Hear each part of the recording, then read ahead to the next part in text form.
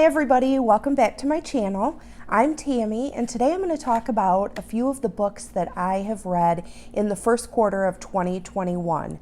Now, I'm not going to take the time to go into my in-depth thoughts over everything I read because I'm going to try to keep this video brief.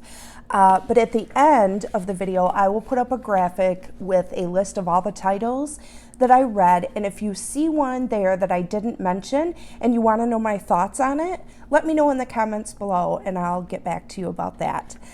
All right, otherwise let's just dig right in. So for the first quarter of 2021, I read 31 complete books, 2 that I started but did not finish, and I'll get to that later. Of those, there were 6 5-star reads, 3 that I gave 4.5 stars to, 10 4-star books, 5 3-star books, 3.5 star books. There were 5 3.5 star books.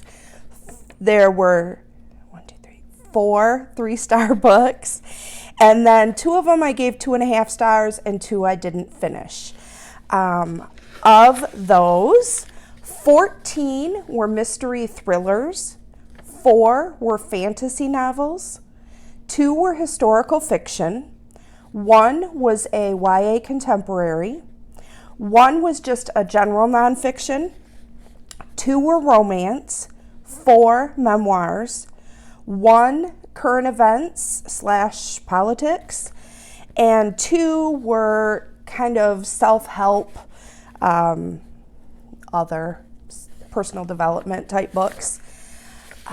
23 of them were new releases, 3 were debut authors, 22 were female authors, and 8 of the novels either had a author and protagonist or author-protagonist combination, person of color. So now you may be wondering, why on earth do I keep stats of that? And honestly, it's twofold. 1, I'm a spreadsheet nerd and I love to just see everything at a glance. 2 is because I like to challenge myself to read outside of my preferred genre, which is mystery thriller. I feel like if I didn't keep track, I would just read 100% mystery thrillers, and I want to be a more well-rounded, diverse reader than that, so I keep track. Let's just jump into a couple of the books. I'm going to start with Jane Harper's The Survivors, and where did I put this? I gave this a 3-star. So this is a mystery thriller. It revolves around a cold case that happened years ago, but then people that were involved in that case come back together in the future, and another incident occurs that brings the past right back to them. And it's pretty good. I kind of had an inkling of what was going on, which is why I only gave it 3 stars, because I always knock down stars if I can figure it out. But it was a really good read. I would recommend this one. Oh, this was a new release too. Okay. I read Honey Girl, and this is by Morgan Rogers. It was a Book of the Month Club pick. This is a new release. It's a debut author, and it's kind of listed as a contemporary romance. But it's a lot more than that. I think just to call it a romance sells it a little bit short. In the story, we follow Grace Porter, who is a young woman who just received her PhD, and she's really just trying to find her place in the world. After She graduated. She goes on a girls' trip to Vegas, where on a drunken whim, she marries a woman that she doesn't even know. And so, yes, part of the story is a romance about her getting to know this wife that she doesn't know. But there's another aspect of the story that goes a lot deeper than romance. It's her struggling to find her place in the world, and she's a woman in a field that is not very female friendly. She's a woman of color in that field. She has a complicated relationship with her parents. So there's just a lot to this story. I really enjoyed it, and I gave this one 3 stars also. Next, we'll talk about The Wife Upstairs by Rachel Hawkins. Now, this is another Book of the Month Club pick. I read this. This was my first read of the year in January, and it is a retelling of Jane Eyre. I have never read Jane Eyre. I know, don't come for me. I've never read Jane Eyre, but if you have, and if you've read The Wife Upstairs, I'm curious to hear what you thought of the comparison between the two. As a standalone, this was a really interesting novel. It follows Jane, who is trying to improve her station in life. She is a dog walker in a wealthy neighborhood where she meets Eddie, a widower whose wife disappeared about 6 months ago in a accident at sea, and they have not found her body. So that is the mystery that's kind of hanging over them, and it unfolds from there. And it is a really good mystery. Okay, the next one we'll talk about is The Lost Apothecary by Sarah Penner. And first, can we just take a minute to appreciate how gorgeous this cover is? Isn't that beautiful? It's just stunning. I love it. I know they say you can't judge a book by its cover, but I'm not going to lie. Part of the reason I picked this as my Book of the Month Club pick is because it's so beautiful. As far as the story, I was so torn when I rated this one. This is told from a dual perspective. One perspective is Nella, who is in, I believe, 18th century England, and she is a apothecary, kind of in a secret back alley type way. She is known for giving poisons to women, for women, not to women, for women to rid themselves of problems they may have, most notably men in their lives. So her one scruple is that she does not give any of her poisons to be used against women. And when a woman comes to her, wants a poison for her husband's mistress, there's an incident and the story flows from there. The other perspective is current day, and we follow Caroline, who is having trouble in her marriage. She goes to London and she finds a little blue bottle that she begins to look into and traces back to this apothecary. So that's how the two stories tie together. I loved the story of Nella. It was a genuine 5-star story for me. The story of Caroline fell a bit flat for me. I felt it was rushed. I didn't find the characters super believable. I don't know. That storyline was just 3 stars for me. So I kind of split the difference, and I would call this one a 4-star read, but definitely still worth reading.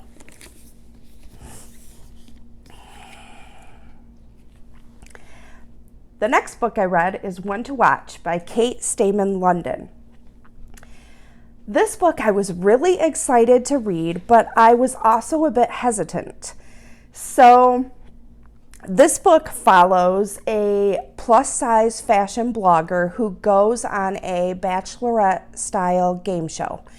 And then the story follows the taping of that show.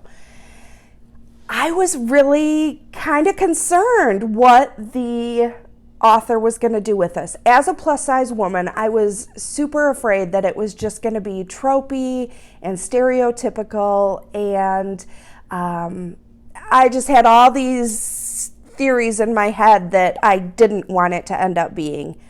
And I was pleasantly surprised. I felt the author did a really good job of depicting realistic situations that a plus-size woman would find herself in. I did only give this book 4.5 stars instead of 5 because I feel like the supporting characters were very one-dimensional, and I think if the author had spent a little more time fleshing them out and making them less stereotypical, then this would have been an absolute 5-star read for me. But still a really great book, kind of a surprising one for me, but I really liked it. Okay, I'm going to talk about 2 memoirs that I don't have right here because I listened to them as audiobooks. The first one, my son called and said, "Mom, I think you would really like A Promised Land by Barack Obama." Now, I'm not into politics. I don't enjoy politics. I don't get into politics. But he says, "No, I think you would like this one." So I said, okay, I'm going to reserve it at the library. And if there's a memoir that I want to read and the audiobook is read by the author, I always gravitate to the audiobook. I think that really brings something a little extra to the story to hear it told in the author's own voice. So I put it on hold at the library through Libby, and it came in, and I opened it up, and it is 32 hours, you guys. 32 hours. I'm like, oh my goodness. But I read it. I did it. I listened to it. However, I'm so glad I had it on audio because I could just play it on the speaker while I was up doing stuff around the house. I feel like had I gotten this in a print book, I would not have ever finished it. So plus side on that to me. It was very good. For somebody who's not really into politics, I really enjoyed listening to some of the things that went into the decision making and the thought processes that went into decision making. I just liked hearing his story. It was good. And so you know, the print book is 750 pages. So there you go. But at the end of the story, I thought, is there anything that he rambled on about that he could have cut out and, you know, kind of condensed this memoir and made it better? And I really couldn't think of anything. I don't think the story would have been enhanced at all by cutting anything out. So I guess I can't fault the length of it then. But just know, this is a big one, but I gave it 4.5 stars. It was good. The second memoir that I read was Green Lights by Matthew McConaughey. I had seen a clip of him on a talk show talking about his book. I think last fall it came out. And I thought, oh, that sounds kind of good. You guys, it is the best, literally. It is my favorite memoir of all time. His anecdotes and his stories and his little nuggets of wisdom and life lessons are just so enjoyable and positive. Overall, just a real positive, encouraging book. I really think anybody would enjoy Green Lights by Matthew McConaughey. It was really good, and I gave it a very solid 5 stars. So another book I read is The Final Revival of Opal and Nev, a novel by Donnie Walton. This book, if you read Daisy Jones and the Six by Taylor Jenkins Reid, this book is written in a very similar format. We follow a author who is writing a I don't remember if it was an article at first that turned into a book, but she was writing about a early 70s singing duo, Opal and Nev. They had a concert in the early 70s, and there was an incident at this concert where one of their band members was killed. That's not a spoiler, that's just something we know right from the beginning. What we don't know is the events that led up to this incident. So that's what is unfolding through the story. The writer is finding out things through interviews with Opal and Nev and the production team and managers, people that surrounded the band back then. This is all building toward a reunion concert that is rumored to be happening in current day between Opal and Nev. It was an excellent book. I really, really enjoyed the characters, the writing. I loved everything about this book. I couldn't fault any of it. So this was a 5-star read for me. I liked it better than Taylor Jenkins Reid's Daisy Jones book. So there you go. Okay, the last one I'm going to talk about today is The Midnight Library by Matt Haig. This was a Goodreads, I believe it was Goodreads Book of the Year for 2020. This was a book club pick for my book club in the month of March. Shout out to Paula, Amanda, Eric, and Sean. Hi, guys.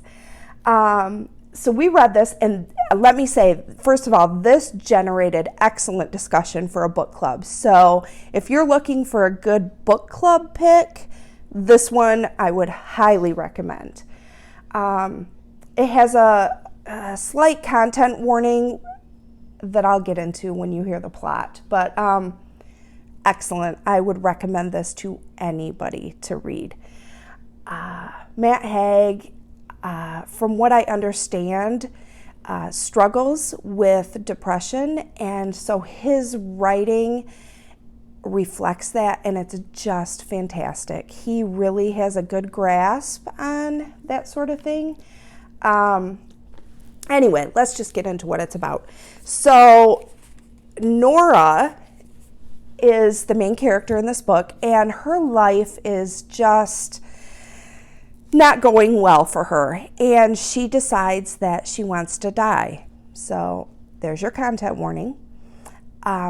In the space between life and death, after she makes the decision and takes the step to end her life, in that space between life and death, her consciousness is transported to the Midnight Library. And in this library, there are rows and rows and shelves of all different versions of her life that could have been had she made different decisions. She is able to pick any book she wants, jump in and actually try out that life to see if that is a better life, if that would have been a better path for her. She goes through so many different experiences. One where she chooses the path where she followed her swimming career and became an Olympic swimmer. And another life where she focused more on her studies and she became a glaciologist. Another life, she married a person that she didn't marry in her root life. Another one, she was in a rock band. She was just able to try out so many different stories that could have been, and learned lessons in each one that were not forced on her. This is where I think the author did a great job of allowing things to unfold for Nora and allowing the character to learn the lesson for herself and come to realizations on her own. I'm not gonna say too much more about it because I don't want to spoil it, but it is excellent. This one made it into my all-time favorites. I just love it. So that is all I'm going to talk about, but I'm going to pop up the graphics that I promised before up here and take a look at it. If there's anything else that you see that you want my opinion on, let me know. Otherwise, you guys have a great day, and I'll see you soon with a new video. If you liked this, hit the like button. If you want to know when I put out new content, hit the bell below to subscribe, and you will be notified. All right. Thank you, guys. Bye. Have a great day. Hi guys, this is Editing Tammy. I realized when I got to the end of the video that I never got back around to talking about the two books that I did not finish. One was the Jane Austen Society, and I picked that up by mistake. I think I was thinking of a different book when I put that on hold. But I figured since I had it, I would give it a try, and I started reading it, and I have not read enough Jane Austen in my life, I think, to fully appreciate this book. It's about characters who all are such huge fans of Jane Austen's work that they form a society. And so if you really like Jane Austen's writings, then you may really like this book. I just didn't feel like I knew enough about it. The second book that I DNF'd is When No One Is Watching by Alyssa Cole. This one should have been right up my alley. It was billed as a thriller and suspenseful and mysterious. I didn't find any of those things. I couldn't really get connected to the characters or the storyline. I don't know, it just fell flat for me. If you guys have read it and you think maybe I just gave up too soon, that it maybe was one of those books that's a slow start, and you think that I should give it another try, let me know in the comments below. Otherwise, have a great day.